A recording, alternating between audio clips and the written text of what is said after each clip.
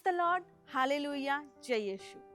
आप सभी का जय यीशु टीवी में स्वागत है। सूली से साक्षी तक में स्वागत है, जहां हम संतों के समान जीने की कोशिश करते हैं, उनकी कहानियों को सुन के उनके रास्ते पे चलते हैं।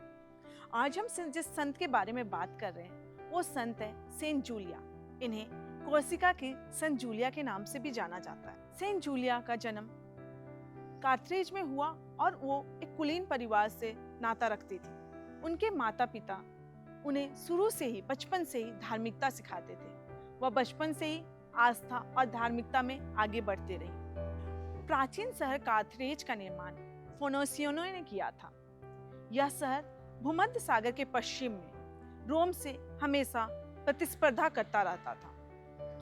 इस शहर की शांति उस दिन टूट गई जिस दिन बर्बर एक हमला हुआ उन पर।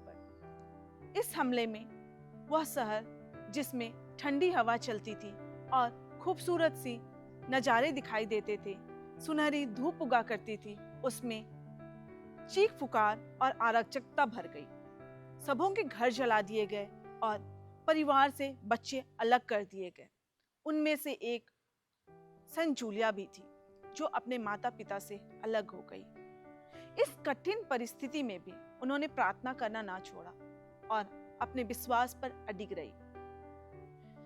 इस कठिन परिस्थितियों में उन्होंने यह प्रार्थना किया, हे प्रभु, मेरा मार्गदर्शन कीजिए, चाहे कितने भी विकट परिस्थिति हो।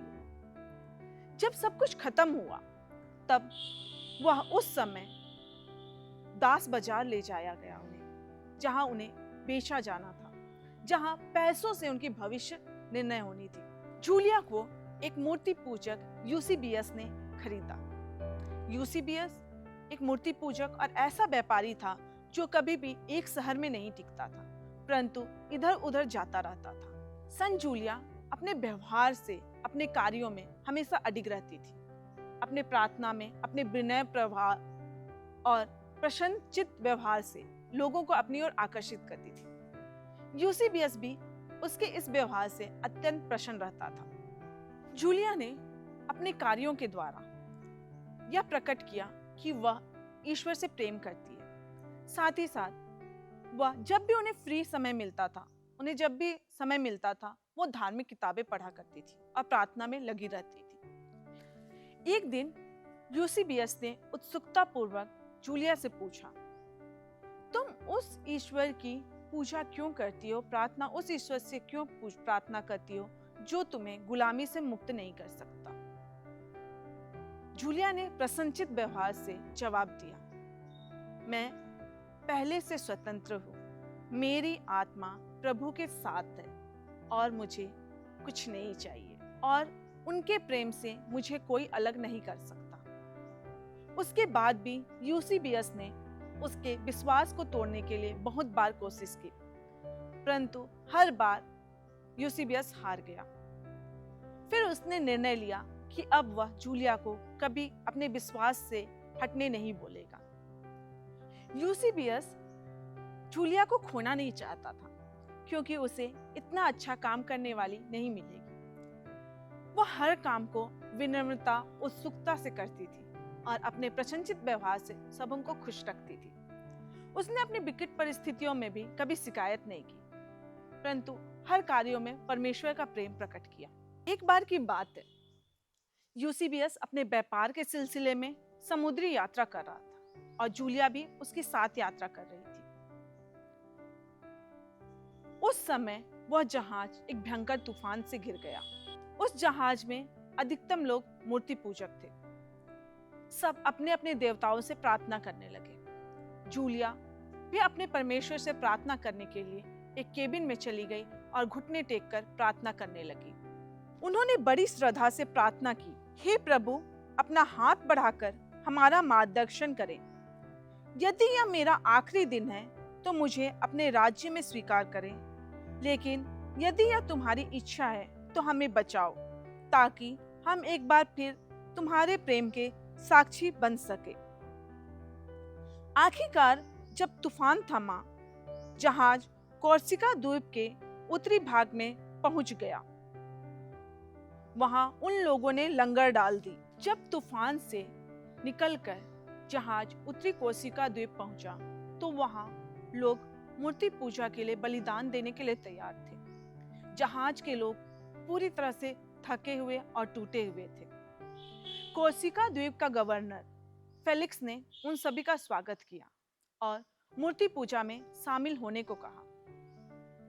सभी कोई यूसीबीएस के साथ उस मूर्ति पूजा में भाग लेने के लिए गए, लेकिन जूलिया, जो इन बातों पे विश्वास नहीं करती थी, उसने जहाज में ही रहने का फैसला लिया। वह जहाज में ही थी जब गवर्नर के फेलिक्स के एक साथी ने उसे जहाज में प्रार्थना करते हुए देख लिया। फेलिक्स के उस सिपाही ने फेलिक्स को जाके ये बात बताई कि जहाज में कोई है जो प्रार्थना कर रहा है। यह बात फेलिक्स को बिल्कुल पसंद नहीं आई और उसने यूसीबीएस से कहा जूलिया को मूर्ति पूजा में शामिल होने के लिए कहने के लिए। यूसीबीएस ने जवाब दिया, जूलिया बहुत ही विनम्र लड़की है, वह अपने परमेश्वर को मानती है और उसका परमेश्वर में अटूट विश्वास है। मैंने भी उसके विश्वास को तोड़ने की बहुत बार कोशिश की, परंतु उनका विश्वास नहीं टूटा। फेलिक्स ने यूसीबीएस से कहा, उसके विश्वास को तोड़ने की और कोशिश करो। यूसीबीएस ने उत्तर दिया, वह एक ईसाई है और मैं जूलिया को खोना नहीं चाहता क्योंकि वह मेरी बेहतरीन कार्यकर्ता है। जब फेलिक्स ने यह समझ लिया कि यूसीबीएस उसे छोड़ने वाला नहीं है, तो फेलिक्स ने एक भयानक विचार लाया अपने मन में और उसने यूसीबीएस को कहा कि मैं तुम्हें व्यापार में अपने द्वीप में काम करने दूंगा, उसके बदले तुम जूलिया को मेरे लिए दे दो। यूसीबीएस जूलिया को खोना नहीं चाहता था। उसने जवाब दिया, जूलिया मेरे लिए हर कीमती मोती और हर कीमती व्यापार से बढ़कर है, मैं उसे खोना नहीं चाहता हूँ। अब फेलिक्स को बहुत ज्यादा गुस्सा आया, परंतु वह यह जान गया था कि यूसीबीएस के रहते वह जूलिया को हासिल नहीं कर सकता। अब उसने एक विचार लाया अपने मन में और उन्होंने अपने सिपाहियों के साथ मिलकर यूसीबीएस और उनके सिपाहियों और उनके जहाज में जो कोई भी थे उन सबों को बहुत ज्यादा मद्यपान कराया। जब मद्यपान के नशे में यूसीबीएस और उनके सिपाही और सारे साथी सो रहे थे, तब फेलिक्स और उसके साथी ने जूलिया को पकड़ लिया और उसे जहाज से कोर्सिका द्वीप में ले आए और वहां उन्हें उनके विश्वास से टूटने के लिए उनसे जबरन करने लगे। जब उन्होंने उनका अटूट विश्वास देखा, तब वे उसे प्रताड़ित करने लगे। फेलिक्स का एकमात्र उद्देश्य था जूलिया के विश्वास को तोड़ना। उसने उसे अपने देवताओं को बलि चढ़ाने के लिए मनाने के लिए बहुत कोशिश की। उसने कहा, तुम्हारी रक्षा हमारी देवताओं द्वारा की गई है। जूलिया ने दृढ़ता से जवाब दिया, मुझे स्वर्ग और पृथ्वी के एकमात्र सृष्टिकर्ता सच्चे ईश्वर ने बचाया है। मैं उन देवताओं को बलि नहीं चढ़ाऊंगी जो कुछ नहीं कर सकते। फेलिक्स ने उसे धन, स्वतंत्रता और प्रमुख पद पे अधिकार देने की भी पेशकश की। जूलिया ने शांत भाव से जवाब दिया, मेरी स्वतंत्रता मसीह में है, जिन्हें मैं अपने आत्मा की पवित्रता से प्रेम करती हूँ। क्रोधित फेलिक्स ने जूलिया को यातनाएं देने का आदेश दिया और जूलिया को जोरदार थप्पड़ जड़ दिया। जूलिया को यातनाएं देने के लिए जूलिया को एक खंभे से बांध दिया गया और उसे कोड़े मारे जाने लगे। जूलिया ने उस दर्द में भी परमेश्वर से प्रार्थना की, प्रभु से प्रार्थना किया, हे प्रभु, भले मेरा शरीर दर्द सह रहा है, परंतु मेरी आत्मा सुरक्षित है। मेरे साथ रहिए और मुझे हिम्मत प्रदान कीजिए। जब फेलिक्स ने देखा कि वह कोड़ों से मार से भी अपने विश्वास में अडिग है, तो उसने उसके सिर के पूरे बाल नोच लिए। बाल नोचने से उनके सिर के पूरे चमड़े खुल गए और उनमें से खून बहने लगा। वह कार्य फेलिक्स ने इसलिए किया ताकि वह अपने आप को अपमानित महसूस करे, परंतु फिर भी जूलिया अपने विश्वास पर दृढ़ रही। उसके विश्वास को तोड़ने में असमर्थ फेलिक्स ने एक आखिरी निर्णय लिया और वह निर्णय इस प्रकार था कि वह जूलिया को सूली पे चढ़ा देना चाहता था। जूलिया को सूली पे चढ़ाने के लिए एक पहाड़ की चोटी पे ले गया गया। यह कोर्सिका द्वीप का सबसे ऊंचा चोटी था, जहां से पूरा शहर दिखाई देता था। फेलिक्स ने उसे वहां सूली पे इसलिए चढ़ाने के लिए ले गया ताकि कोई भी लोग उसका विरोध ना कर पाए, भविष्य में उसका विरोध ना करें, वो इस दर्दनाक मौत को देखें और डर के सहम के रहे। जूलिया को उस चोटी पे ले जाया गया, उसे यीशु की तरह ही कीलों से ठोका गया और सूली पे चढ़ा दिया गया। उस विकट परिस्थितियों में भी जूलिया ने प्रार्थना की, हे प्रभु, इन्हें क्षमा करें क्योंकि ये नहीं जानते यह क्या कर रहे हैं, और मेरे इस कष्ट के द्वारा आपकी महिमा प्रकट हो। लोगों की भीड़ इस दृश्य को देखने के लिए सब तरफ से आने लगी। महिलाएं रोने लगी, बच्चे रोने लगे, क्योंकि यह एक दर्दनाक मौत था। शाम होते होते द्वीप में अंधकार छा गया और जूलिया ने आखिरी सांस ली। उसकी आखिरी सांस के साथ उस द्वीप में एक अजीब सी खामोशी छा गई। लोग अपने घरों से निकल गए और जूलिया के उस आखिरी सांस लेने वाली घड़ी को देखने लगे। वे अपने आंखों के आंसुओं को नहीं रोक पा रहे थे। जूलिया की मृत्यु के बाद एक असाधारण घटना घटी। दूसरे द्वीप के भिक्षु को एक स्वप्न मिला जिसमें जूलिया की शहादत उन्हें दिखाई दी और उन्हें आदेश मिला कि वह जाके जूलिया के शव को लेकर आए। जब वे कोर्सिका द्वीप के लिए निकले तो उन्हें समुद्र में एक असाधारण दृश्य देखने को मिला।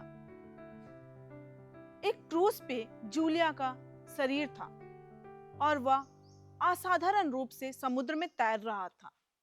उन्होंने जूलिया के शव और क्रूज को अपने नाव में, अपने जहाज में ले लिया।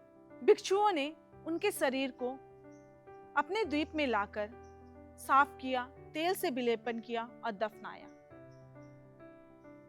यह थी संत जूलिया की शहादत की कहानी। संत जूलिया संरक्षित संत है कोर्सिका द्वीप की और उन लोगों की जो विकट कठिनाइयों में पड़े हुए हैं। आज की संत जूलिया की कहानी से हमें ये देखने को मिलता है कि हम अगर अस्वतंत्र हैं, अगर हम किसी के गुलाम में भी हैं, तो भी हमारी आत्मा परमेश्वर में स्वतंत्र रह सकती है। हम विकट परिस्थितियों में भी अपने आप को परमेश्वर को समर्पित कर सकते हैं और अपने व्यवहारों से हम यह प्रकट कर सकते हैं कि हम एक ईसाई हैं। हमारा व्यवहार ही हमें यह दिखाता है कि हम परमेश्वर के प्रेम में हैं। इसी तरह संत जूलिया के इस कहानी को अपने हृदय में रखते हुए, उनकी शहादत को याद करते हुए हम उनकी तरह आचरण करना सीखें और अपने जीवन में आगे बढ़ते जाएं। फिर मिलेंगे अगले संत की कहानी के साथ। तब तक के लिए सबों को जय यीशु।